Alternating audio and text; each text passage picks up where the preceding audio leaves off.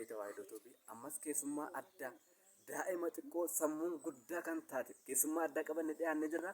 Duraan dursa maqaa kee eenyu jedhamta? Maqaan koo Faarfattuu Siifan Biraanuu jedhama. Maqaan obboleettii keenya Faarfattuu Siifan Biraanuu jedhamti. Kan godina eessaa fi naannoo kamirraa kan dhufte akkasuma umurii keessa hin dubbatta jechuudha. Hordoftoonni Firii Tawaahidoo haa dhagahanii. Ana kanan irraa dhufee aanaa Nunni Qumbaa jedhama. Umuriin kee meeqa? Eeguu ilaallu daa'ima xiqqoodha baay'ee jechuudha. Ajaa'ibsifatamaa jirta. Umuriin kee meeqa memmee dhaggeeffattoonni haa hubatanii irraa baratanii? Umuriin koo waggaa 10dha. Daa'ima waggaa 10 kunoo daa'ima xiqqoo baay'ee ajaa'ibaa qabannee dhiyaannee jirra. Faaruu hojjettee galaa jirta miti? Eeyyee. Faaruu kee keessaa tokko nuuf faarfatta. Dursa faaruu kana hojjechuuf gammachuu akkamitti dhaga'ame? Ani faaruu kana hojjechuudhaaf baay'een gammadee ture. Ijoolleen akka keenyaas akka faaruu kana hojjetanii akka isaan baay'ee gammadanii bultoo waaqayyoo ta'an nan barbaada.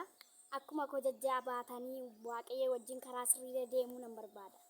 Tole, egaa maatii waaqayyoo obboleettiin keenya kun baay'ee kan nama ajaa'ibsiisu daa'ima waggaa 10 taatee sagalee waaqayyoo bifa addaaf ajaa'ibaatiin kan faarfattedha jechuudha. Dhugumatti fakkeenya taati obboleettiin keenya kun eeguu ilaaltan daa'ima xiqqoodha. Garuu kennaan isheef kenname kennaa guddaadha.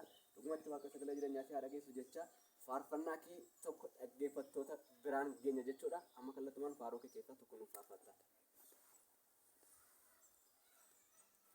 Mikaa'elii naaf birmatee, Mikaa'elii naaf birmatee, yeroo rakkinaattis cina koo dhaabbatee.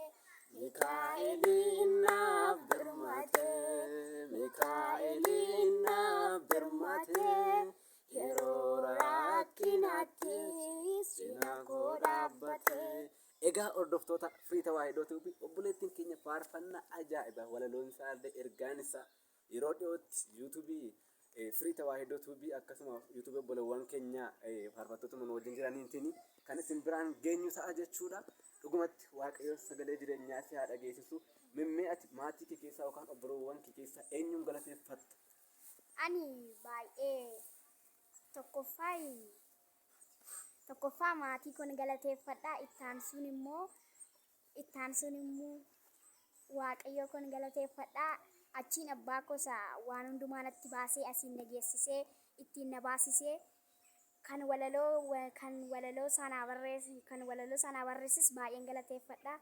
Akkasumas maatii koo nagaan siniin jedha. Tole, dhugumatti eebbifamii waaqayyoo sagalee jireenyaa si haa dhageessisu jecha egaa waa hedduu namoota baay'ee galateeffachaa jirti. Obboleewwan keenya walaloo fi yeedaloon ittiinis na deeggartanis dhugumatti galatoomaa eebbifamaa isiniin jechaa jirti. Dhugumatti waaqayyo si haa eebbisu. Haaluma kanaan itti fufi dhaamsatti qabdu daa'imman si gadi jiran yookaan gana dhalatanii jiraniif immoo akkamitti akka mana waaqayyoo dhaabbachuu akka danda'aniif gorsa xiqqoo ishee dhaamiif. Dhaamsa ni qabu daa'imman na dudduuba jiraniif yookaan immoo na fuuldura jiraniif. Nuti warra gurguddaarraa akka warra gurguddaa kaanee barsiisnu karaa waaqayyoos akka adeemnu baay'een galateeffadha. Tolee, hordoftoota maatii waaqayyoo hundumtiyyuu dhugumatti obboleettiin keenya kun jechi ishee gochaan ishee baay'ee